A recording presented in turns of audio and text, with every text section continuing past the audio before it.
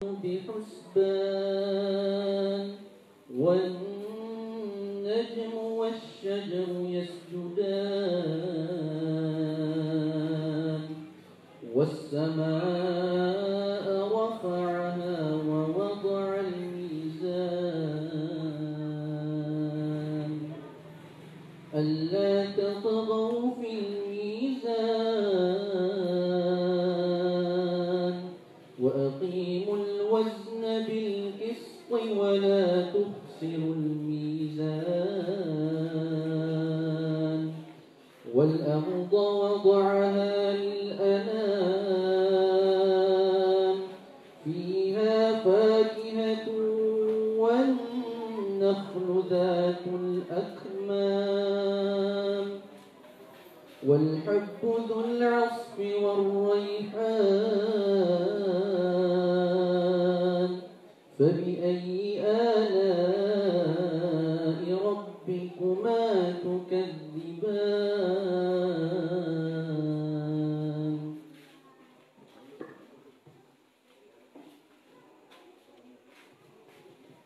Syukran. So, bago po tayo tumungo sa proper introduction ng ating speaker, o bago ko po ibigay ang mikropono sa kanya, nais ko pong tawagin ang ating community imam na si Alim Ismail Tahir para sa kanyang words of wisdom.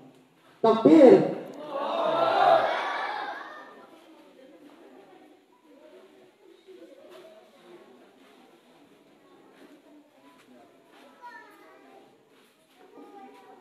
Bismillahirrahmanirrahim. Alhamdulillah wa bihi nasta'in wa salatu wassalamu ala sayyidina Muhammad wa ala alihi wa sahbihi ajma'in. Amma ba'd. Assalamualaikum warahmatullahi taala wabarakatuh. Dakulain pag panginsukurta sa Allah taala sabab sin katonyo speaker na kahit paano, maskin uno inkabisi niya, imbitar doon, imbitar diri, imbitar na inatagan na kaimportante in kato yung invitation. Alhamdulillah. Mga katay mangura ng agama Islam, in seminar ini atau dia ini mga nadwa Islamiyah na dakula ini na ibadah dakula na simba nato fa Allah Ta'ala. Qala Ibnu Mas'ud radhiyallahu anhu, ad-dirasatu salatun. Masyaallah. Si Ibnu Mas'ud na longnya ang kitab na Jami'u Bayanul Ilm. Longnya in pagpangagi na biyak sambahayan. In pagpangagi ya ini seminar na biyak ko nagsambahayan. Hati keingatan nato na insambahayan na dakula in pahala. Na kung man in pahala, si pagsambahayan na biyat pugyapon in pahala hinang nato ini na pagpangagi. Long ni Abu Sufyan al-Sawri, hamuk sin mga tabi'in, long niya, awwalul ilmi al-insaf, summa al-istima', summa al-hifz, summa al-amalu bihi, summa al-nashr. In pagpangagi ini, pagpanuntut ilmu, long ni Abu Sufyan al-Sawri, una-una long niya, al-insaf. Artinya, kumonsentrate kau, konsentrate kau sin pagpangagi. Bukon nag-explain in lecturer, nag-busy ko sin cellphone. Nag-explain in lecturer, kinublit mo in iban mo. Nag-explain in nag-lecture, nag-meeting. Bukon, al-insat. Yan in una-una na, kumonsentrate kau. Sunod, sin-concentrate mo, manengog kau, al-istima. Manengog kau. Uno in-explain sin, nag-lecture. Sunod, sin pagpanengog na al-hibz, in-memorize mo, isa ulo mo in-explain, sin nag-lecture. Ikaupat lang niya, summa la-amalu bihi, pag sunod na narungan mo yan to, in-memorize mo yan to, actual, i-apply mo. Kasi kayo mo panginabuhi. Hati niya, hinanong mo ito. Insunod, long niya, summan nasr. Isa-plug mo in, naingatan mo ito. Hati niya, ihindo mo, isampay mo dito mga tao.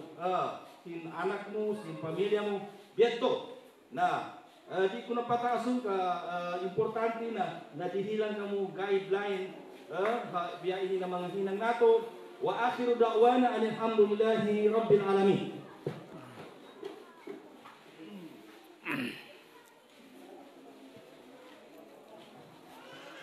So, syukran alim. So, without further ado, ipapakilala na natin ang ating tagapagsalita sa gabi nito. So, he graduated with a masteral degree in Aqeedah at Qasim University, Saudi Arabia. Graduated last 2014 with a Bachelor of Islamic Law or Sharia at Qasim University, and also studied at Ma'had Al-Ma'arif Educational Center at Baguio City, Philippines, batch 2005-2008. So, let us all welcome our speaker for tonight's Islamic Weekly Seminar, Alim Abu Hanin Abdullah. Takbir!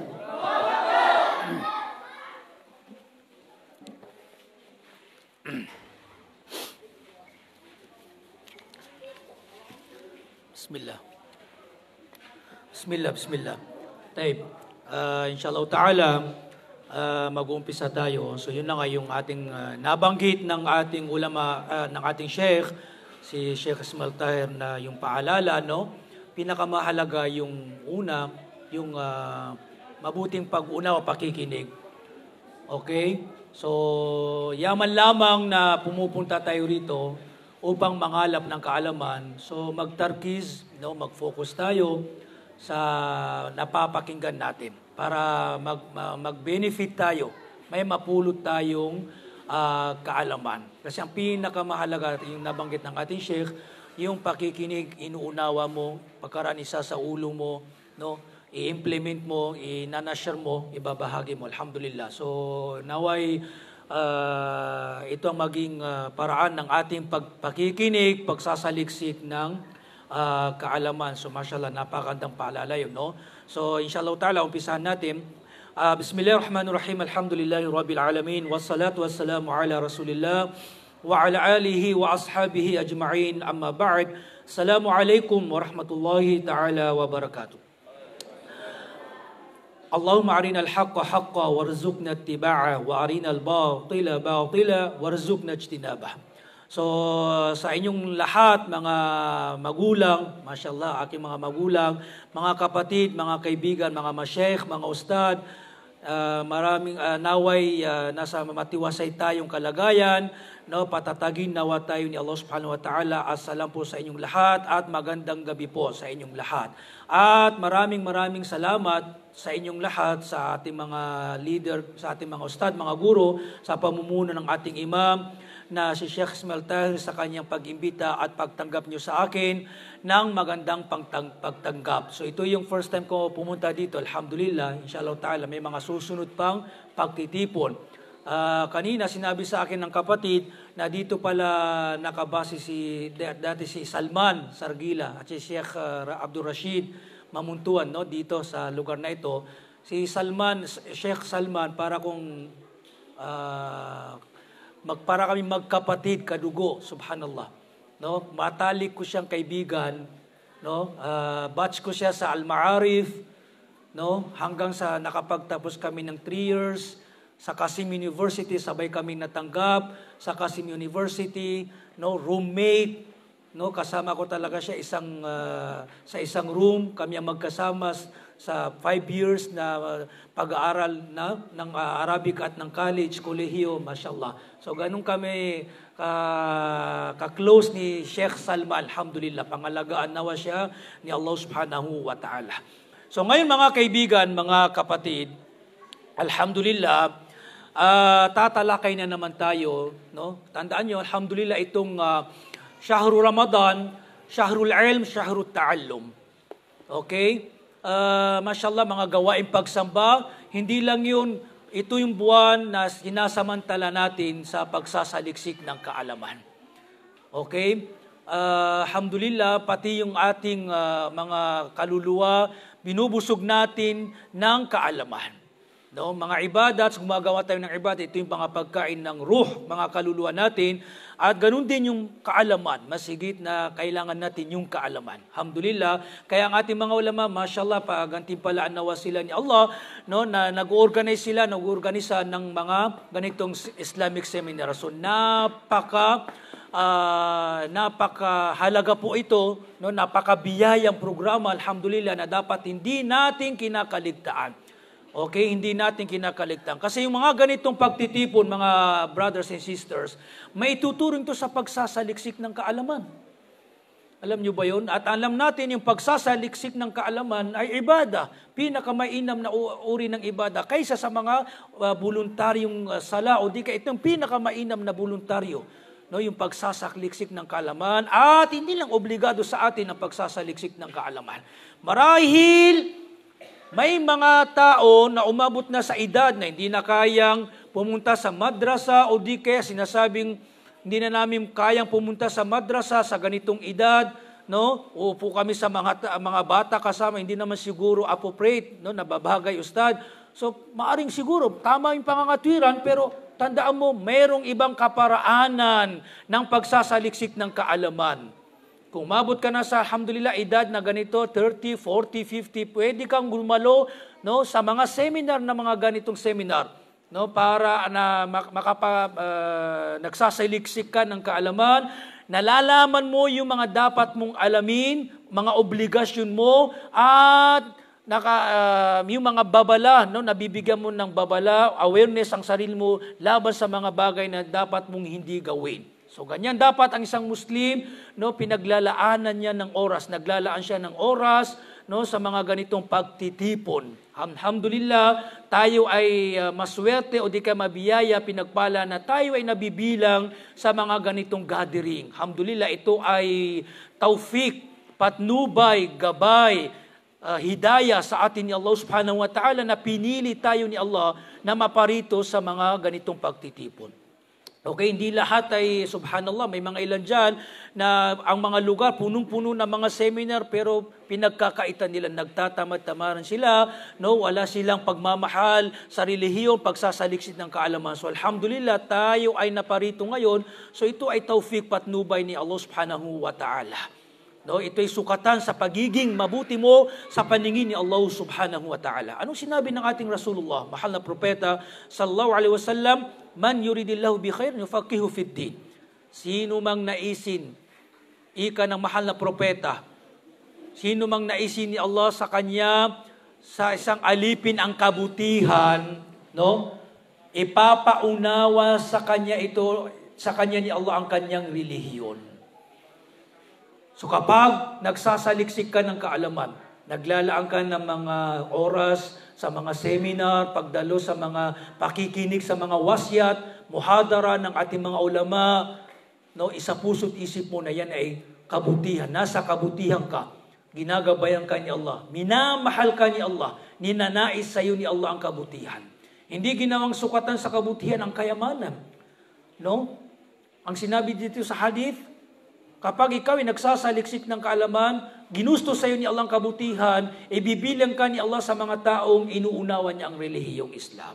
So alhamdulillah, kahit tayo ay busy sa araw, mga trabaho natin, no, may mga iba, yung mga sisters natin, mga gawain sa bahay ay mashallah, naglalaan sila ng oras na umatin sa mga ganitong seminar. So naway gantimpalaan nawa kayo ni Allah subhanahu wa ta'ala. Huwag niyong isipin na nasasayang ang oras natin dito. Wallahi al-azim, hindi yun. No? Bawat segundo, bawat minuto na pag-upo mo sa mga ganitong gathering, lahat ito isinusulat ng ang mga anghel, ibada, kabutihan, gagantimpalaan tayo ni Allah subhanahu wa ta'ala na ating anihin pag tayo ay dumating sa ating mga libingan, higit lalo sa kabilang buhay. So naway gamitin pala, ibilang nawa ni Allah subhanahu wa ta'ala ito sa ating mga mabubuting gawa. Amin ya Rab.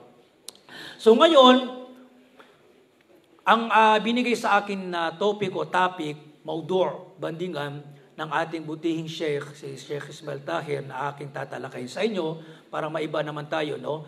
Yung Aqida Islamiyya Sahiha. Okay? Aqida. No, ibig sabihin ng akida, doktrina, paniniwala. No, alhamdulillah, no, kasi mga kapatid natin, mga masyekh natin, alam nila na ako ay masteral degree at ang course ko sa masteral degree ay akida. No? So, alhamdulillah, kahit hindi siguro nakikita nilang mainam ako sa ganitong field, pero ako naniniwala ako na may mga ulama, maging ang ating sheikh, mas mainam na dapat siya ang nagsasalita hinggil sa akida, sa topic na ito. So, magkaganon pa man, no, relihiyon natin, katuruan natin yung pagpapaalala, pagbabahagi ng kaalaman. So, magbabahagi tayo ng kaalaman hinggil sa ating akida, sa abot ng ating kakayahan, sa abot ng kaalaman na ipinagkaloob sa atin ni Allah subhanahu wa ta'ala. So, ang akida, napakahalagang bagay na dapat bigyan natin ng halaga. No? Huwag nating, subhanallah, kasi ngayon sa panahon ngayon na alhamdulillah, puro na lang mga akidang usapan, namulat yung mga tao eh. Alhamdulillah, ito yung mabuting benefits, okay, na naidulot niya mga usaping akida. Nang lumitaw itong mga lihis na grupo, mga bid'ang mga grupo, nangangaral na mga bid'ang kwan, ang isang mabuting dulot nito, alam nyo, namulat yung mga tao. Okay? Namulat na bigyan nila ng halaga ang pag-aaral ng akida. Okay? Namulat sila, kailangan ko talaga palang mag-aaral ng akida. Dahil hindi ko namamalayan, baka itong mayroon na akong maling akida, mayroong lihis na akida, o di kaya mga bid'ang akida, mga bid'ang gawain. Subhanallah. Ito'y mabuting idinulot sa atin. Namulat tayo, nagising tayo na bigyang halaga ang pag-aaral ng akida. At ito ang nararapat. No? Ito ang nararapat. Huwag nating tularang gayahin ang pananaw ng ilan na inaayawan nila. Kasi, minsan kasi, emosyon ang pinapairal. Kasi ngayon, panahon ng social media, so ang mga tao, sabi niya, puro kayo akida, nagkakawatak-watak na tayo. Ganyan sila yung pag-iisip nila, mindset nila. Puro kayo akida, puro kayo pagtutulig puro kayo atake. Nagkakawatak-watak na tayo. So ayaw na nilang makinig sa akida. Akida, ayaw ko nang pumunta dyan. No? Kasi po, tutulig sana naman, aatakihin na naman. Subhanallah. Itong ganitong opinion, napakalihis, napakapanganib, napakadelikadong pananaw, sa totoo lang. No? Una, tandaan nyo, akida, subhanallah, alam natin kung gaano kahalaga ang akida, ang tauhid. Ang tauhid kabilang sa akida. No? Kung hindi mo bibigyan ng halaga, subhanallah, malilihis ka. Malilihis ka. Ang akida, salvation natin, nasa akida. Ang Islam, akidatun wa sharia wa amal. Ibig sabihin, akida wa amal, sharia. Akida, doktrina, sharia, amal, ito yung mga gawaing panglabas. Ginagawa ng panglabas nating pangangatawan. Salam, pag-ayuno, pag-hajj. Hindi magiging matuwid ang ating mga pagsamba kung hindi magiging matuwid ang ating akida. Yes, ganyan kahalaga. Yan lamang ang unang kahalagaan ng akida. Kahit gumagawa ka pa ng ilang pagsamba, kung may mali kang akida, marahil gumagawa ka ng malaking pagtatambal, na-invalid ang iyong mga gawaing pagsamba. So pag hindi mo binibigyan ng halaga ang mga kaalamang may kaugnayan sa akida, hindi mo namamalayan, ikaw ay nalilihis. Pangalawa, kapag hindi ka nag-aaral ng akida, may time na ma-adapt mo, malilinlang ka o di kaya papasok sa itong mga lihis na doktrina. Kasi itong mga lihis na grupo, naging hayagan na sila. Naghayag na sila sa kanilang katuruan, sa kanilang mga da'wa, panawagan. Pinapalaganap nila itong mga lihis na doktrina nila, mga bid'a nilang mga gawain sa social media o di kaya sa mga masjid. So kung hindi tayo makikinig sa ating mga ulama na Ahlus Sunnah wal Jamaah na tumatalakay sa tamang akida, paano natin malalaman ang mga maling akida? Paano tayo magiging aware sa kanila? Kung inaayawan natin, ang mangyayari sa iyo, no, ang magre-resulta nito, tatanggapin mo itong mga akida nila na hindi mo namamalayan. Kaya minsan may mga taong nagsasabing, nalilito na ako. Naguguluhan na ako sa mga scholar na ito, mga ulama na ito. Ang masasabi ko, bakit ka naguguluhan? Bakit ka nag-aalinlangan? Bakit ka nalilito? Dahil hindi mo pinag-aralan ng akida. Hindi ka nag-aral ng akida. Yun ang una. Pangalawa, nagbabasa ka, nakikinig ka sa mga ulama nila, mga scholar nila. Kaya, subhanallah, nagkakaroon ka ng kalituhan, pag-aalinlangan. Hindi ka nakikinig sa mga ulama ng Ahlus Sunnah wal Jamaah patungkol sa akida, sa halip, nagbabasa ka, halimbawa sa mga Facebook, nagbabasa ka sa kanilang mga post, mga panlilinlang, mga kasinungalingan laban sa Ahlus Sunnah wal Jamaah, o kaya sa kanilang mga wasyat. Subhanallah. Kaya nakakaroon ka ng kalituhan. Hindi mo nabibigyan din ng tama akida at ang maling akida. Dahil yung pananaw mo na ayaw ko ng akida, dahil nagpakakawatak-watak. Noong lumitaw ang mga lihis na sekta, noong pag-aralan natin ang talambuhay o ang kasaysayan, mismo sa panahon ng mga sahaba, mga huling bahagi, lumitaw itong mga lihis na grupo. Propesiya na po ito ng mahal na propeta sallallahu alaihi wasallam. Hindi natin mapipigilan, hindi natin mahadlangan sa ayaw gusto natin, lilitaw at lilitaw at lilitaw itong mga lihis na grupong nagdadala ng mga lihis, mga bid'ang doktrinang, mga sektang inuugnay sa Islam, ibig sabihin nagpapakilalang mga Muslim, dinadali din nila ang Quran, ginagamit nila ang mga sunnah. Lilitaw at lilitaw to. Yung popular na hadith na alam natin, parati natin naririnig, na 73 sektang mahahating ang umma na ito sa 73 sekta. Kulluha finnar, lahat ito ay sa impyernong apoy. Illa al-wahida.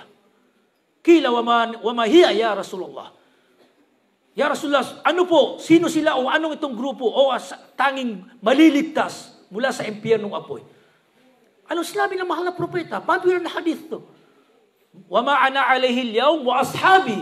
Sino mang tao, sino mang Muslim na tinatahak niyang aking landas, ibig sabihin ng Quran at Sunnah, at tinatahak niyang mga sahaba, pamamaraan ng aking mga sahaba, sila ang nasa tamang landas, ito ang makakapasok sa tinatawag na firqatun najiyah, tanging maliligtas, at sila na yung sinatawag na Ahlus Sunnah wal Jamaah, o di kaya mga Salafi sa panahon ngayon.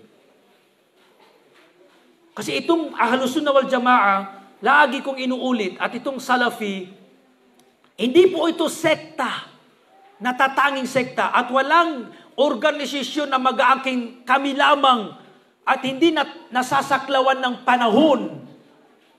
Hindi nasasaklawan ng panahon. Pagkaraan ng mahal na propeta hanggang sa paggunaw ng mundo, sinumang Muslim na tinatahak niya ng tunay na tamang pagsunod, pagtahak ang Quran at Sunnah ayon sa pag-unawa ng mga salafus salih, yung ijma' nila, yung mga kasabihan nila, yung mga tafsir nila, makakapasok, masasaklaw ng katawagang Ahlus Sunnah wal Jamaah o di kaya mga Salafi. Yung Salafi hinango sa Salaf. Salafi metodolohiya lamang ito, pamamaraan, hindi sekta. Salafi, yung taong sinusunod niya yung mga pamamaraan ng salaf. Sino yung mga salaf? Mga sahaba, mga tabi'in at mga tabi'in. Ito yung tatlong century na pinuri ng mahal na propeta sallallahu alaihi wasallam.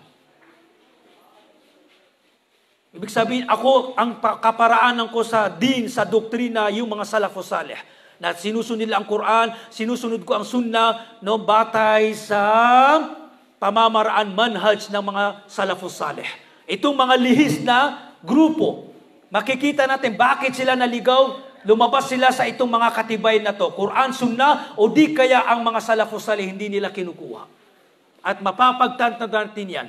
Kahit yung mga sumusubaybay sa mga nangyayaring debate sa amin ng itong mga lihis na grupo, makikita natin na sila ay malayo sa Quran, Sunnah at mga salafus salih. Kaya tinatawag tayong Salafi para mabigyan diin. May pagkakakilalang sa atin, hindi sila makakapasok. Kasi inaagaw din nila yung Ahlus Sunnah wal Jamaah.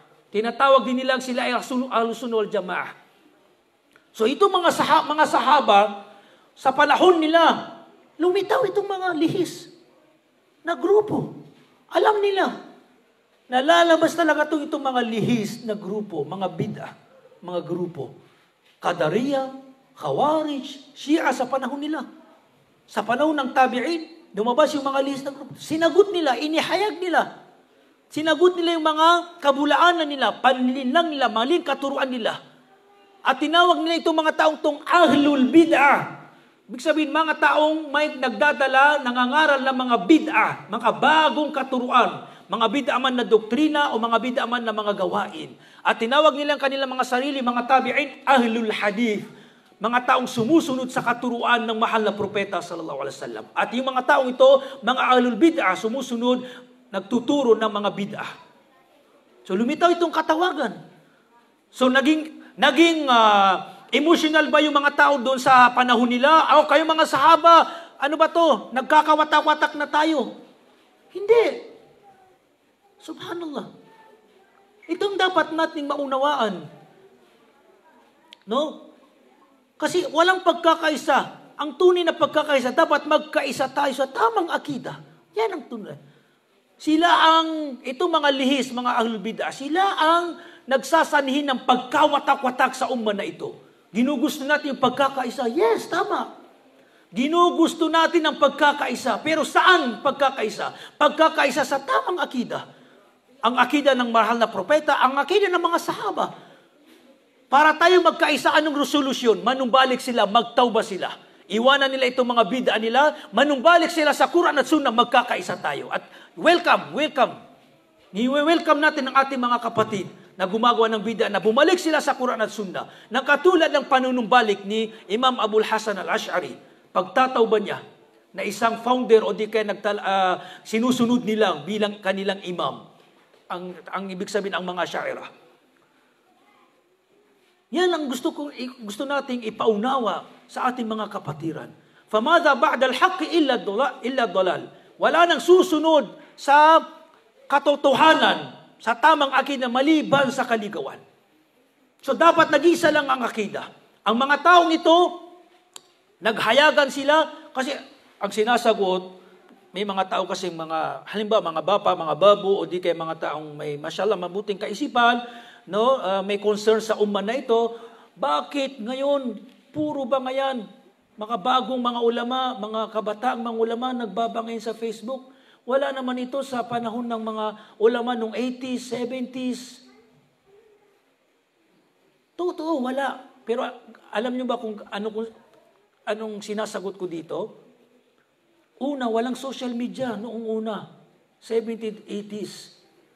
Ngayon may social media, napakadaling magpakalat, nagiging trending yung usapin, no?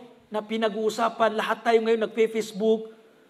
So meron na silang, itong mga taong ahlul bid'ah, nagpapahayag sila, naging hayagan na sila, nagpapakalat, nagpapalaganap sila ng kanilang mga doktrina, nagpapakalat sila ng mga kasinungalingan laban sa ating mga ulama. Nililigaw nila si Sheikhul Islam Ibn Taymiyyah, Ibn al-Qayyim, Imam al-Dhahabi, itong mga bago, mga nahuling mga ulama, Sheikh bin Baz, o kaya si Muhammad Ibn Abdul Wahhab, lubos nilang kinamumuhian. Si Sheikh Uthaymin, Sheikh Albani, nagpapasinungaling sila, gumagawa sila ng mga kasinungalingan laban sa ating mga ulama. So anong gusto niyo? Tatahimik kami? Haayaan namin magpakalat sila ng mga maling akida? Saan yung pride natin? Izza, pagtatanggol natin sa Quran at Sunnah. Saan yung al-amr bil ma'ruf at nahy anil munkar? Kaya nabanggit yung taong nananahimik sa katotohanan ay parang piping syaitan. Wala siyang izza. Wala siyang pride sa kanyang agama. Wala siyang pride sa sunnah ng mahal na propeta. Kahit may mga makabagong katuruan na pinapasanulingan, ginagawa, inihalo sa sunnah ng mahal na propeta, ay nananahimik lamang siya. Hindi tayo pwedeng manahimik. Kaya nga sabi ni Ali ibn Ibn Abi Talib radiyallahu anhu, kung mananahimik ang mga nasa katotohanan, aakalain na ng mga nasa kabulaanan na sila ay nasa katotohanan. Kasi nananahimik sila at magpupursige sila sa pagpapalaganap dahil walang sumisita sa kanila. So kawawa ang kamusliman, yung mga awam, kapatiran natin mga Muslim, kung mananahimik ang mga ulama ng Ahlus Sunnah wal Jamaah. Kasi sila ay naghayag na eh. Hindi natin mapipigil, nagpupursigin sila eh. Kasi sila ay inaangkin nila, sila ay nasa katotohanan. Gumagamit sila din ng mga dalil sa Quran, mga hadith ng mahal na propeta. Pero ang katotohanan, no, hindi, marahil yung paggamit nila ay hindi tamang pag-uunawa, maling pagtatafsir, o di kayong hadith, maraming kaparaanan. Yung panlilin lang ng yung mga mubtadi'a na ito. So wag tayong maging emosyon, mga kaibigan, mga kapatid. Makinig tayo sa ating mga ulama. Nung una, 80s, 70s, kung may mga ulama man na may mga, ang akida nila Ash'ariyya, Ustad Sheikh, at yan ay hindi may pagkakaila, halimbawa nakapagtapos sa Azhar, no? Ash'ariyya ang kanyang akida. Dito sa Pilipinas, ang majority Ahlus Sunnah wal Jamaah. Yung mga aklat na itinuturo Ahlus Sunnah wal Jamaah. Yung dati, ginagalang nila yung mga aklat na itinuturo. Hindi nila sinasalungat para wala ng bangayan. So, ginagalang nila. Okay? So, walang nangyayaring bangayang pagtatalo-talo. Kasi noon, yung mga ulama ng Asy'ariyya, marahil, sumusunod na lamang sila sa majority. No? Kasi ang majority Ahlus-Sunnah wal Jamaah. Kaya walang bangayan. Hindi katulad ngayon. Itong mga kabataang mga ulama nila, sila ang naghayag. Sila ang nag-uumpisa ng fitna. Nagpapakalat sila ng mga bid'ah, katuruan, hindi lang yun. Gumagawa sila ng mga kasinungalingang panlililang, paninirang puri laban sa ating mga ulama. So dapat, sinasagot natin. Nagsasagot lamang tayo, sumasagot lamang tayo. Okay? At pinapalaganap natin ang tamang akida para hindi tayo malihis, hindi tayo maligaw. Nang katulad ng kalagayan ng mga sahaba, ridwanullah alaihim, mga tabi'in, na nung lumabas itong mga sekta ay talagang sinagot nila, inihayag nila ang kanilang mga maling katuruan. Dahil hindi talaga natin ito mapipigilan. Sabi ng mahal na propeta sallallahu alaihi wasallam sa ibang hadith, "Innahu may ya'ish minkum fasayara ikhtilafan kathira." Sino mang mamuhay sa inyo sa mga huling panahon ng katulad ngayon na napakaraming fitna, masasaksihan niya ang hindi pagkakaunawaan, pagkakaiba, kalituhan, pag-aalinlangan sa mga usaping doktrina na katulad ng nangyayari ngayon. Bakit ang mga lumitaw? Ano itong mga Shia? Ano mga Asy'ariyya, Sufi? Mangyari yan, kapatid. Propesiya na ng mahal na propeta sallallahu alaihi wasallam, ang sayo lamang magbaon ng tamang kaalaman, tamang akida, panghawakan mo ang Quran at Sunnah, anong habilin sa atin ng Rasulullah sa mga ganitong fitna, fa'alaykum bisunnati wa sunnatil khulafa'ir rasyidil mahdiyyin. Panghawakan nyo ang aking Sunnah, ibig sabihin ang Quran at Sunnah, at ang pamamaraan ng mga sahaba, sila na yung mga salafus salih. Kaya sabi ng mga salaf, si Ibn Sirin, kilalanin nyo sa mga panahon ng fitna, kilalanin nyo, huwag nyong iwanan, kilalanin nyo ang mga kinukuhaan nyo ng kaalaman. Dahil yung kaalaman na napapakinggan nyo, doktrina man o panuntunan, gawain, pagsamba, o di kay mga gawaing ibada, kaalaman yan ay inyong relihiyon, panuntunan na isinasabuhay. Kaya kilalanin nyo kung kanino kayo nakikinig. Kanino kayo nakikinig ng mga wasyat, ng mga khutbah, ng mga muhadara, nagbabasa ng mga post, nagbabasa ng aklat, para hindi kayo malihis. Kaya isa sa mali, no, bibigyan diin ko dito, isa din sa mga maling opinyon, pananaw ng iba, na patuloy silang nakikinig sa mga ahlul bid'ah, Sheikh. Kasi ang patwiran nila, kunin ko ang tama, iwanan ko ang mali. Alam nyo, napakamali yan. Napakamalaking patibong ni Shaitan na ikaw ay malilihis, malilin lang. Una, pinagbawal ng mga salafus salih na tayo ay makinig sa mga mubtadi'ah. Nihaiyan. Kasi yung pakikinig sa kanila, papasok yung poison, sakit, fitna. May time na hindi mo na kayang ma-emphasize, mabigyan diin, pagkaibain ng tama at mali. Kung ikaw ay awam, maliit yung kaalaman, paano ka nakakasigurado na yun na kukunin mo ang tama at mali? Paano ka nakakasigurado mabibigyan din mo ang tama at mali? Kung patuloy ka nakikinig. At papasok yung ujb, pagkabilib sa ulamang yun.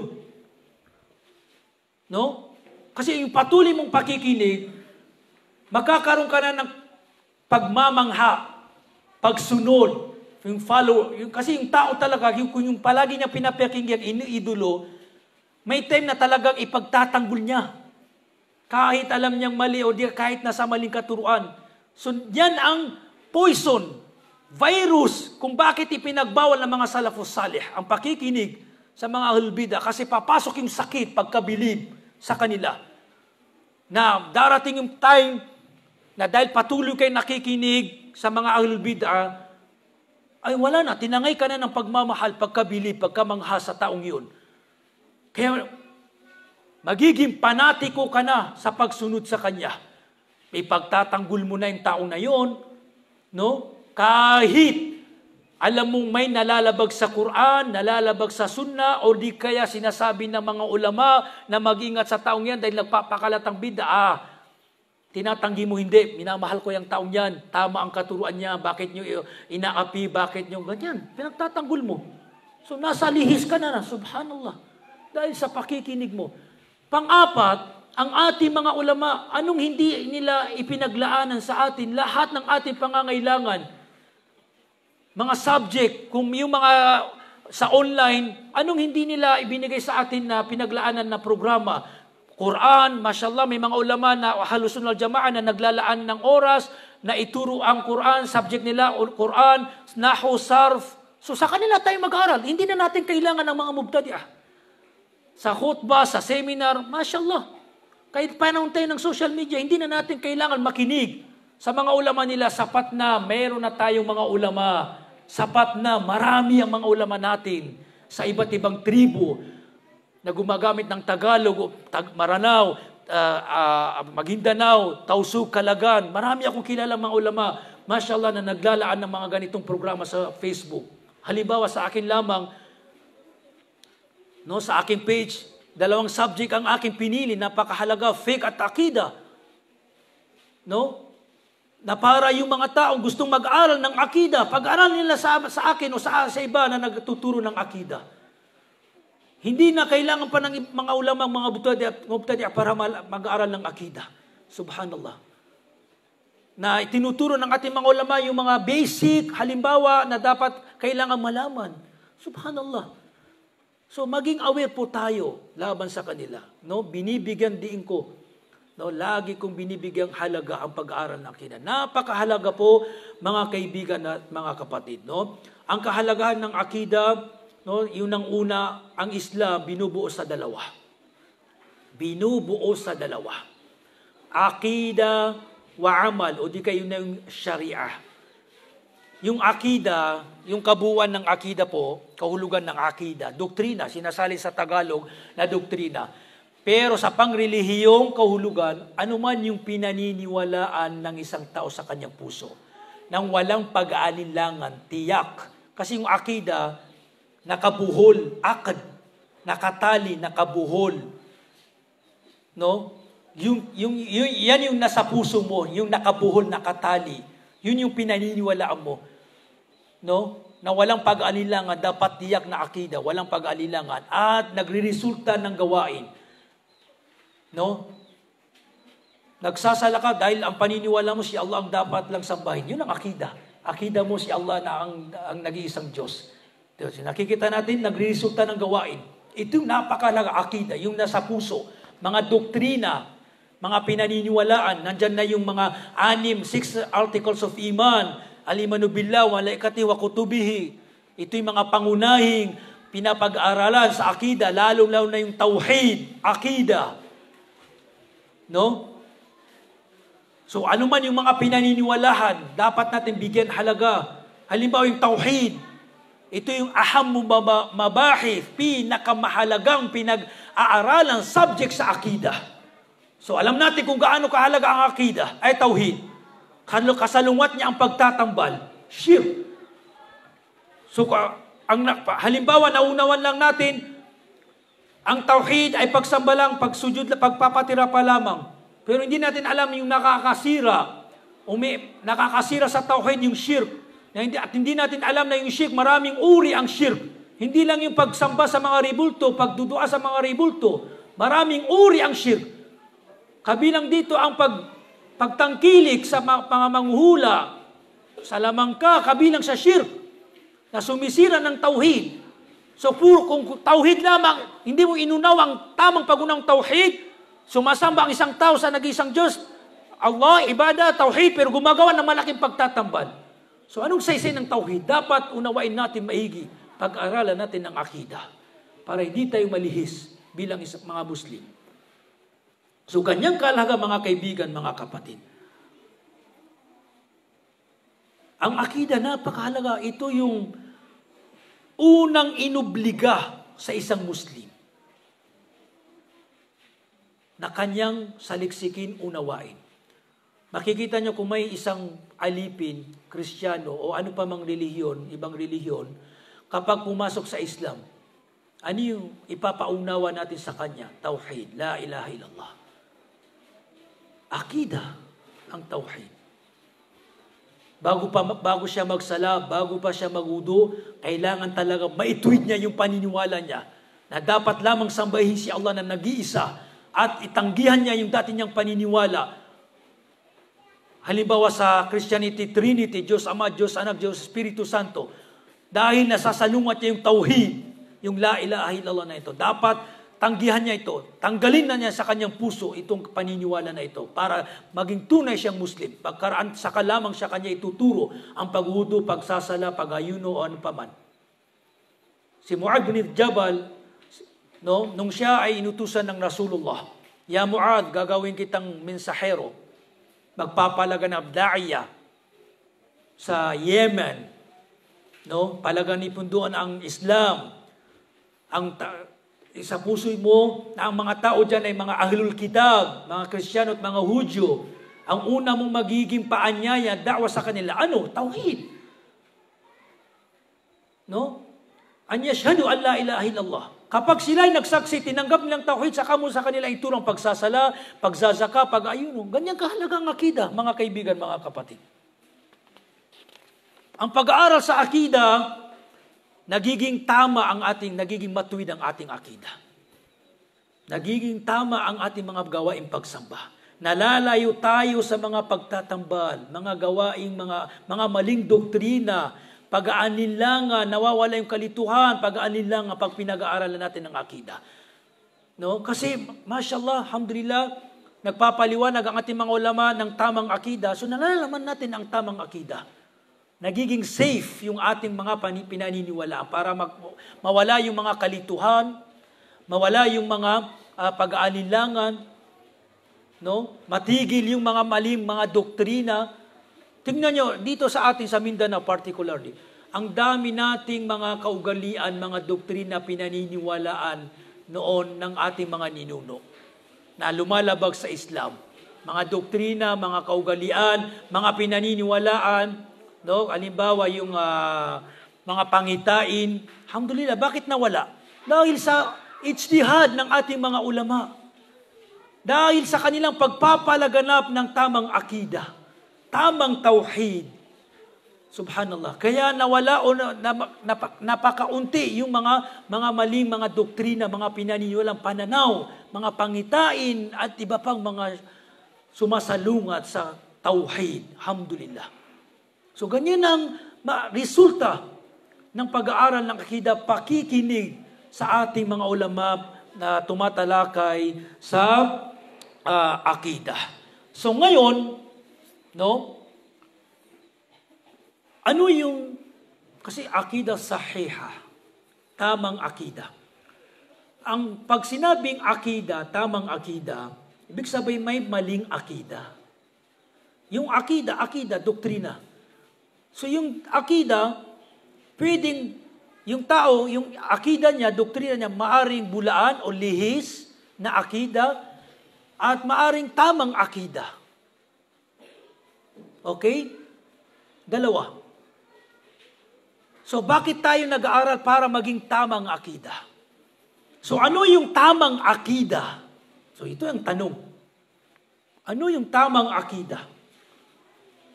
Ang tamang akida, no? Sa kabuuan nito, ay ano pa mang doktrina, paniniwala, na bumabatay sa Quran at Sunnah at ng mga salafus salih, ay matatawag na tamang akida. Yan ang kabuuan niya. Ano pa mang doktrina na sumasang-ayon o kaya ang ginawang source, basihan o katibayan ang Quran at Sunnah. At ganun din ang mga napagkaisahan, tafsir, paliwanag ng mga salafus salih, ay matatawag na yung akida ng tao ay tamang akida. Kabaliktaran nun, kapag ang akida hindi sumang-ayon sa Quran, lumalabag sa Quran, walang basihan sa Quran at Sunnah ng ating mahal na propeta, o di kaya nasasalungat niya ang pamamaraan, doktrina ng mga salafus salih, matatawag natin na lihis, bulaang, o di kaya ligaw na doktrina. Kaya itong mga lihis na sekta, halimbawa ang Asy'ariyah, bakit natin nagkakaroon ng hindi pagkaunawaan? No, hindi pagkakaisa sa akida, particularly sa usapin, pinakamalaking pagkaligaw ng Asy'ariyah, pagkalihis nila sa atin, pagkalayo nila sa Ahlus-Sunnah Jamaah sa usapin mga pangalan ng katangian ni Allah Subhanahu wa Ta'ala. Napakalawak na usapin na ito, yung asma wa sifat. Pero ang pinakapunto, bakit sila naligaw? Hindi nila pinanghawakan ang Quran at Sunnah at ang mga salafus salih pagdating sa pagtitibay, pagtatanto, no, paniniwala sa mga katangian ni Allah Subhanahu wa Ta'ala. Ang ginawa nilang basihan ay itong kaalamang ilmul kalam. Kasi itong mga mutakallimun, mga Jahmiyah, Mu'tazila, no, Kullabiyah, Asy'ariyah, Maturidiyah, no, tinatawag na mutakallim, Islamic philosophers, na ang kanilang ginawang basihan, pinagkukuhaan ng kaalaman sa doktrina, yung ilmul kalam. Alam to ng mga masyayikh. Itong ilmul kalam, isang uri ng kaalaman na tinatanto o pinagtitibay ang mga doktrina sa relihiyon, lalo na sa mga katangian ni Allah. Hindi sa paraang Quran at Sunnah, bagkus sa mga kathang-isip, gawa-gawa ng mga kaisipan, mga pamantayan ng kaisipan. No? Halimbawa, may mga pamantayan kasi philosophy, logical basis. Halimbawa, yung pag-iistiwa ni Allah, tinanggi nila yon sa literal nitong kaulugan. Hindi namin pinaniniwalaan si Allah ay nag-istiwa. Siya ay umiiral sa taas. Samantalang napakaraming dalil na si Allah ay umiiral sa taas. Yun lamang yung hadithul jariyah. Tinanong ng Rasulullah, ayna rabbuk? Anong sinabi ng Bisaya o ng Jariyah? Alipin, Allahu fis sama. Ibig sabihin, fis sama, nasa langit, nasa taas. Sinang-ayon ng Rasulullah, palayan nyo ito ay mu'min. Subhanallah. Napakarami pang dalil. Pero ang mga Asy'ariyah, anong mindset nila? Mga logical basis. Kung paniniwala nyo si Allah, yung that niya nag-istiwa, nasa itaas, parang nangangailangan ng lugar. O di kaya, saan siya bago pa mag-istiwa? O di kaya nasasaklawan siya ng mga ng mundo o ng kalawakan o ng ganyan. Puro mga logical basis. O di kaya yung hadith na nababanggit si Allah ay bumababa sa huling kalangitan kapag sumasapit ang huling gabi. Hindi nila pinaniniwalaan yan. Ang bumababa daw yung anghel, o di kaya yung rahma, o di kaya yung kautusan ni Allah, hindi si Allah. Dahil sa mga pamantayang philosophy, paano nila tinatanggi, kung bumababa dito si Allah sa Pilipinas, paano sa Amerika? Araw doon, gabi dito. So paano? Ilang beses? Tignan nyo yung mga Ginawa nilang, pinasok nila kasi sa atin, hindi natin kayang arukin ang pamamaraan ng mga sifat ni Allah. Paniniwalaan lamang natin kung ano yung nabanggit sa Quran at Sunnah. Hindi na natin itatakif hownes, paano, bawal na yan. Hindi na kayang arukin. Hindi na sa atin sinabi ni Allah, hindi na sa atin pinaalam ng Rasul. Ang sa atin lang, maniwala, tumalima, kasi ilmul ghaib yan, hindi kayang arukin ng ating kaisipan. Pero itong mga taong to, dahil sa ang kanilang ginawang katibayan, ilmul kalam, hindi ang Quran at Sunnah, nalihis sila, tinanggi nila yung mga sifat ni Allah subhanahu wa ta'ala. Isipin yun, ang bumababa daw, yung kautusan, yung rahma, napakalihis na paniwalang yun. Anong katuloy ng hadith na iyon? Magsasabi si Allah, sino man ang hihiling sa akin, ibibigay ko. Sino man humingi ng kapatawaran, ibibigay ko. So kapag sinabi mong anghel ang bumababa, ang anghel ang nagsasabi nun, sino mang, sasabihin ng anghel, sino mang humingi ng kapatawaran, patatawarin ko, iyan ang bila. Yan ay pagtatambal. Sino nagpapatawad ng ating mga kasalanan? Si Allah subhanahu wa ta'ala. So napakamaling ka-interpret, paniniwala, na itatanggi mo yung hadithun nuzul, na paniniwala mo ang bumababa yung rahma, yung anghel o yung kautusan ni Allah. So, yan lamang mga kaibigan, no? Marahil hindi nyo kayang abutin, pero ang masasabi ko, no? Tayo ay nasa tamang akida. Yan ang akida natin. Na talagang bumabatay tayo sa Quran. Bumabatay tayo sa Sunnah. At ang mga manhaj pamamaraan ng mga salafus salih. Kung pag-aaralan natin, no? Tatalakay natin, no? Pag-aaralan natin ng tamang malawak, malalim na pag-aaral kung bakit nalihis itong mga lihis na grupo, no? Wallahi al-azim, mapagtatanto natin na dahil ang kanilang paglayo sa Quran at Sunnah, kaya sila ay nalihis. Kaya sila ay nalihis. Subhanallah. Kaya itong si Imam Abul Hasan al-Ash'ari na ina-address nila ang kanilang grupo sa kanya, Ash'arira, kay Imam Abul Hasan al-Ash'ari, na ipinanganak ng 260 after Hijri, na pumanaw siya ng 324 Hijriya. Pag-aaralan natin, siguro alam niya na yung mga yugto ng kanyang buhay, no? Kasi itong si Imam Abul Hasan al-Ash'ari, isang Islamic philosopher, napakahusay na ulama, binigyan ng karunungan. Pero ang namulatan niya, nakagisnan niya, Mu'tazila. No, isang lihis na sekta sa panahon nila. Napakaraming Mu'tazila. Na yung kanyang ama ay si Abu Ali al-Jubba'i.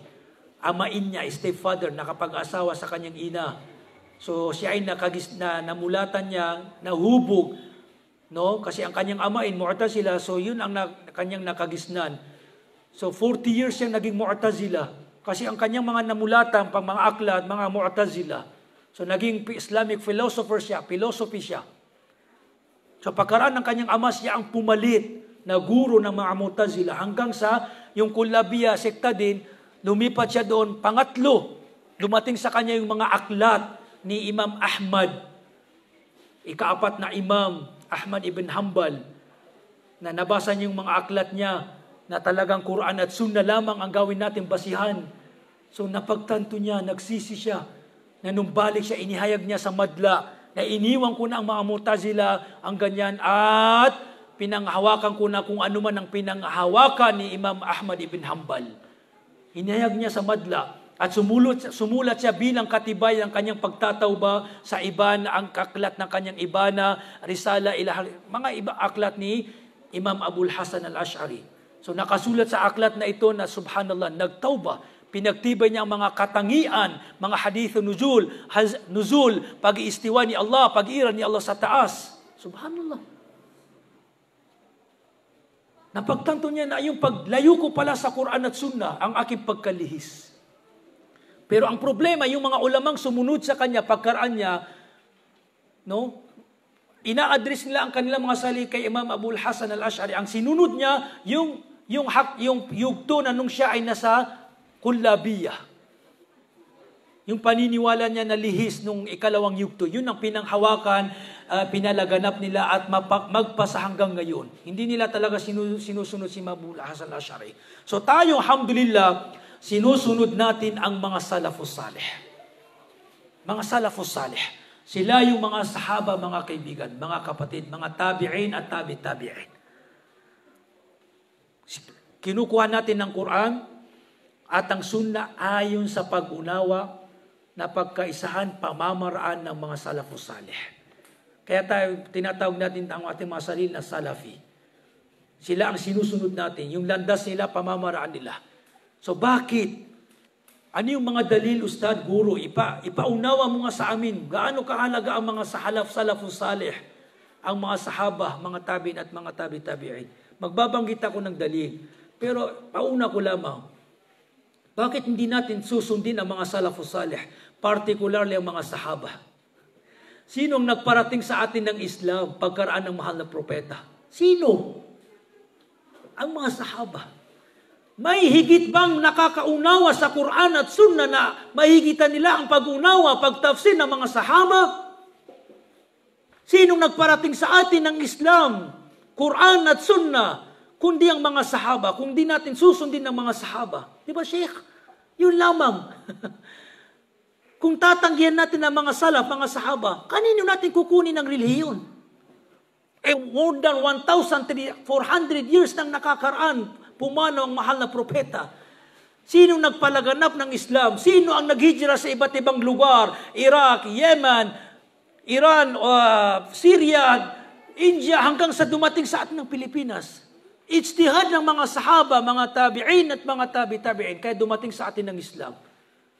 Sila ang higit na nakakaunawa ng Quran at Sunnah. Bumababa ang mga ayat sa piling nila. Pag binasa, natatanggap ng mahal na propeta ang aya, binabasa ng mahal na propeta ang aya sa kanyang mga sahaba, tinatafsir, pinapaliwanag kaagad. Subhanallah, sa piling ng mahal na propeta, kinuha nila kaagad ang kaalaman sa bibig ng mahal na propeta. Mayroon pa bang higit sa tafsir, paliwanag ng mga sahaba sa Quran at Sunnah? Yan lamang. Yung kahit logical basis lamang, makukumbisi ka na dapat talaga sundin natin, kunin natin yung pamamaraan. Lalo pa kayong mga ijma', lalo pa kayong pagdating sa doktrina, akida ng mga sahaba. Hindi pwedeng magkaiba-iba ang akida ng mga sahaba. Pagdating kunya, halimbawa sa mga katangian ni Allah subhanahu wa ta'ala. Ito yung mga dalil. Sinabi ng mahal na propeta sallallahu alaihi wasallam, khairun nasi qarni thumma alladhina yalunahum thumma alladhina yalunahum. Ang pinakamainam na panahon, century, ay yung panahon ko. Ang tinutukoy niya yung panahon niya at ang mga sahaba. Pagkaraan, thumma alladhina yalunahum, yung century na sumunod sa kanila. Sila na yung mga tinawag na tabi'un po. Ang tabi' sumunod. Ibig sabihin, sumunod sa mga sahaba. Kaya sila yung tinawag na tabi'un. Ikalawang century. Yung current century yan. 100 years. So, yung pangalawang century, yun yung mga panahon ng mga tabi'un. Thumma alladhina yalunahum. Pagkaraan sila, yung mga taong sumunod sa mga sahaba. Tapos huminto ang mahal na propeta sallallahu alaihi wasallam. Hindi na niya ipinagtuloy. 3 century lamang ang binigkas ng mahal na propeta na mainam na panahon. Sila na yung mga salafus salih. Bagamat may mga lumitaw na mga lihis na grupo sa panahon nila, pero inihayag nila na ang tamang akida, ang Quran lamang, ang Sunnah ang dapat sundin. At sila yung pamamaraan nila. So pinuri na mahal na propeta yung panahon nila. No? Nasa kanila natin kukunin yung tafsir, yung pag-unawan ng Quran at Sunnah ng ating mahal na propeta sallallahu alaihi wasallam. Pangalawang dalil, sinabi ni Allah sa Suratul Baqarah verse 137, فَإِنْ آمَنُوا بِمِثْلِ مَا آمَنْتُمْ بِهِ فَقَدْ اهْتَدَوْا. Kung sila man ay maniniwala sa ano pa mang inyong pinaniniwalaan, ay tunay na sila ay mapapatnubayan. Sabi ni Ibn Abbas na tarjumanul Quran, napakamaalam sa Quran, yukhatibu bihi sahaba. Ang tinutukoy dito ang mga sahaba. Ibig sabihin, kung sila man ay maniniwala sa katulad ng inyong pinaniwalaan o kayong mga sahaba, sila ay magagabayan. Kung tayo ay maniniwala at panghawakan natin kung ano man ang pinaniniwalaan, pinanghawakan ng mga sahaba, tayo ay magagabayan. Yan ang dalil. No? Na dapat natin kunin, sundin, tahakin ang tinatahak, kinukuha, pinaniniwalaan ng mga sahaba. Maging mismo ang si Allah subhanahu wa ta'ala, pinuri niya ang mga sahaba. Ganun din, isang dalil yung nabanggit natin, walang maliligtas. Walang taong Muslim na maliligtas kung hindi niya tatahakin ang landas ng mga sahaba. Doon sa nabanggit natin kanina, kulluha finnar, lahat ng tao ay sa impyernong apoy. Mga sekta na ito, maliban sa isa. Yung sinabi niyang, sa tatahakin niya o nila ang pamamaraan ng aking mga sahaba. Pagpupuri yun sa mahal na propeta sallallahu alaihi wasallam. No? Na ano pa mang napagkaisa ng mga sahaba, dapat wajib na panghawakan natin. Kabilang din sa dalil, sinabi ng mahal na propeta sallallahu alaihi wasallam, yung kanina banggit natin, mararanasan, masasaksihan nyo ang iba't ibang uri ng fitna, panghawakan nyo ang aking sunna at sunna ng aking mahal na propeta sallallahu alaihi wasallam. Dito, bilang panghuli po, kay malawak na talakayin ito, inshallah ta'ala, no? At inshallah ta'ala, hindi lamang ito yung mga seminar, inshallah ta'ala, dinudugtungan din natin, no? Paunti-unti para may mga nakukuha tayong kaalaman. Kasi pag masyado namang mahaba, napapagod yung pagkikinig natin. So, alhamdulillah, naunawan natin yon. Pero ngayon, babanggit ito lamang ng madalian, yung itong asbab fasadil aqida. Mga dahilan ng pagkalihis, pagkaligaw ng doktrina ng isang tao. So, yung lihis, ligaw na doktrina, ano pa mang nasasalungat niya yung ating akida ng Ahlus Sunnah wal Jamaah. Una dito, jahlun nas bi umuri dinihim. Yung pagiging mangmang natin, kawalan natin ng pagsasaliksik ng kaalaman sa relihiyong Islam, lalo na sa akida. So, yun ang nabanggit natin, dapat ka nagsasaliksik ng kaalaman. Naglalaan ka ng oras ng akida. Huwag ka magkaroon ng pagkamuhi, pagtanggi sa mga pag-aaral ng akida. Kasi kailangan mo ng akida. Na dapat yan ang unang dapat ituit. Pangalawa, taklidul a'ma, blind following. Bulaang pagsunod. Kung ano pa yung, minsan may mga tao kasi, na yung tao na yon ay nalaman na talagang lihis ang kanyang manhaj, pamamaraan, doktrina, ay sinusunod pa rin niya, panatiko siya. Kahit alam na pagtanto niya na mali pala yung akida niya, so kahit anong sinasabi niya, susundin niya. Subhanallah, blind following, bulag na pagsunod. Delikado ito. Katulad din, halimbawa, kung ano man yung namulatan, paniniwala, doktrina ng ating mga ninuno, hindi mo iniiwan. Minamahal mo pa rin yung mga pananaw ng yung ninuno kahit na lumalabag sa Quran at Sunnah. Ganyan ba ang ating agama? Na ating basihan ay yung mga ninuno? Ang Quran at Sunnah ang dapat mangibabaw. Kung mayroon tayong mga kultura, tradisyon na sumasalungat, dapat nangingibabaw ang Quran at Sunnah sa atin. Sa pagpapakasal, ano pa mang aspeto ng buhay. Ginagalang po natin ang mga kultura, tradisyon, kaugalian, mga adat ng ating mga ninuno. Alhamdulillah, may mga mabubuti silang mga adat, kultura na sumasang-ayon sa Quran at Sunnah, kukunin natin. Ganun ang stand natin sa mga kultura, tradisyon. Pero pag napagtanto natin na may itong tradisyon na haluan ng bid'a, pinahayag sa atin ng mga ulama na may bid'a o di kay bid'a itong gawain, lumalabag sa Quran at Sunnah, tumalima na po tayo. Sumurrender tayo sa Quran at Sunnah. Dapat mangibabaw sa puso at isipan natin ng Quran at Sunnah. Huwag natin pinapangatuin, kultura, tradisyon ng ugalian, huwag kayong Quran, huwag kayong ganyan. Matutularan natin yung mga musyrik, mga pagano, mga kufar sa panahon ng mahal na propeta sallallahu alaihi wasallam. Subhanallah. Na anong sinasabi sa kanila? Wa idha qila lahum ta'alu ila ma anzalallahu wa ila rasul qalu hasbuna ma wajadna alayhi aba'ana. Napakaraming ayat nito. Pag sinasabi sa kanila ng mahal na propeta, hali kayo, sundin niyo ang Quran at Sunnah, pahayagan, totoong mensahe, pagsamba sa tauhid. Sinasabi ng mga paganong musyrik, kufar Quraysh, sapat na sa amin ang mga kaugalian nakagisnan namin, ayaw naming iwanan ang mga adat, kaugalian ng aming mga ninuno. Yung pangangatwiran na ito, katulad din ng pinangangatwiran. Anong sinagot sa kanila ni Allah? Awalaw kana aba'uhum la ya'lamuna shay'a wa la yahtadun? Bakit nila ginagawang katwiran kanilang mga ninuno? Marahil mga ninuno nila hindi nagabayan, walang kaalaman. Sundin nyo ang katuruan ng sugo, ang propeta Muhammad sallallahu alaihi wasallam. Ganito rin, sundin natin ang ating mga ulama. Dahil sila ang kapalit ng mga anbiya, warathatul anbiya. Subhanallah. Kanino natin kukunin ang ating agama? So dapat Quran at Sunnah nangingibabaw sa atin. Wag yung taklidun ama, yung pagsunod sa mga ninuno o kaya ganyan. Yung mga ninuno, mga kaugalian po, may mga kaugalian, kultura po. Hindi po lahat ay tinatanggi natin. Ang mawkif po natin, no, para wag sumama ang ating mga loob, yung mga kultura po natin, tradisyon, lalo na dito sa atin sa Pilipinas, Mindanao, mayaman tayo sa kultura eh. Maranao, ako po Maranao, no? Maguindanao, Tausug, Kagan, napakarami eh. Okay? Pero dapat po tumalima, sumuko tayo sa ating agama. Na kung mayroong mga bid'a sa ating kaugalian, o di ka mayroong isang tradisyon, may halong bid'a, itinutuwid lamang na ating mga ulama. Sabi niya, hindi nyo ititigil yan, tanggalin lamang yung bid'a na yan para maging tama na yung adats. Mayroong mga ganyan. So alhamdulillah, halimbawa yung pagkakasal. Minsan may mga adat tayong kultura na minsan lumalabag sa Islam, tatanggalin natin yon. Okay? Tatanggalin natin yon. Halimbawa sa aming mga Maranao, no? Kapag may kinakasal, lantong. Yung lantong, no? Parang pang-hold up yun. Ikakasal na, pipigilan, may checkpoint. Kapag hindi nagbigay ng 5,000, 10,000, hindi kayo patutuloyin. Hold up yun eh. Sa totoo lang, nagbigay na ng mahar, dowry ang tao, pamilya, eh mayroon pang karagdagan.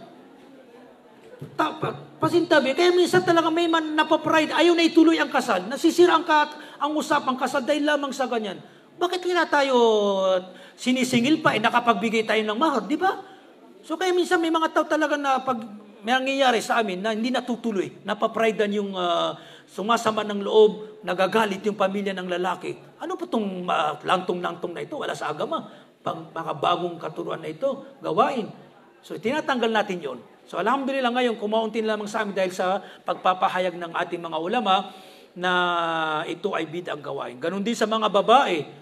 Meron ding lakas sa gibon. Ibig sabihin noon, pag nakasal na yung lalaki, pupunta sa kwarto, kakatog, hindi rin muna pagbubuksan. Hanggat hindi ka nagbibigay sa mga babae kasama ng asawa mo. Allahu Akbar. Nagbigay na ako doon, magbibigay ng panglantong dito. Allahu Akbar. Talagang mga bagong, mga bid'a na, so hindi yan, tatanggalin natin yung mga adat na yan kasi lumalabag sa relihiyong Islam. So maraming salamat po sa inyong pakikinig. So inshallah ta'ala, ipagpapatuloy po natin. No? Kung di man ako, kahit sino mga ulama na tumatalakay sa akida ay bigyan po natin ng halaga. Naway napulutan natin ng aral naging fruitful, mabiyaya, kapakipakinabang yung tinalakay po natin ngayon, napulutan natin ng aral na kapakinabang ang benefits, yung ating mga natalakay. Kung mayroon po kayong mga katanungan, open forum po, inshallah ta'ala, pagbibigyan po ko kayo, kahit anong katanungan, no? Akida o out of topic, dito naman yung ating mga ulama, pwedeng nila akong tulungan sa pagsasagot sa mga katanungan. So marami pong salamat sa inyong pakikinig at mabuting pagtanggap sa akin bilang panauhin sa inyong lugar na ito. Maraming salamat. Ako po ang inyong kapatid na si Abu Hanin Ibn Abdullah. Wa akhiru da'wan alhamdulillah. Wassalamu alaikum warahmatullahi ta'ala wa barakatuh. Assalamu alaikum. So,